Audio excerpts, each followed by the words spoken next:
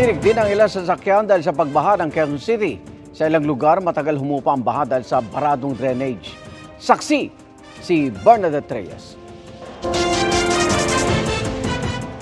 Sanay na, kumbaga ang ilang residente sa Barangay Tatalon, Quezon City pag bumabaha tuwing umuulan.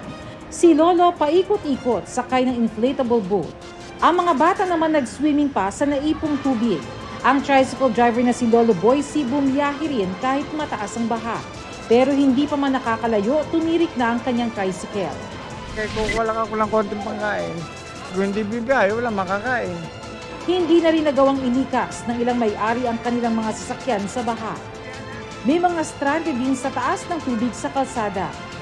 Lumagpas po kasi sa gulong ko, baka kasi po pasokin yung flooring. At saka baka makahigop ng tubig, baka tumirik po. Ang vendor na si Janet na dayo lang sa lugar, nagpasagip na rin. Kararating ko pa lang po, galing ako Nueva Ecija, lumuwas lang po kanina madaling araw para magtinda po sana rito. Sarado rin ang mga negosyo tulad ng motorcycle shop na ito. Dapat po meron talagang gawa, kaya lang siyempre nakita naman nila yung sitwasyon. Ano na muna, pas na muna. Hanggang saan po ba inabot yung tubig? May pintuan po namin dito. Ano yan? Lagpas na ng lagpas bawang na? Opo. Pag bumaba aron, lapas tao na po yan. Sa pinakamalalim na bahagi nitong Araneta Avenue, aabot hanggang dibdib ang baha. At ang isa sa mga dahilan kung ba't hindi agad humuhupa ang tubig ay dahil sa mga basurang bumabara sa mga drainage. Kaya naman nandito ang mga kawani ng DPWH para isa-isang pulutin ang mga nagkalat na mga basura. Maging mga residente tumulong na rin sa pagpulot ng mga plastik, karton at kahoy. Yung bara, inaalis ko kasi para yung bumaba na yung tubig.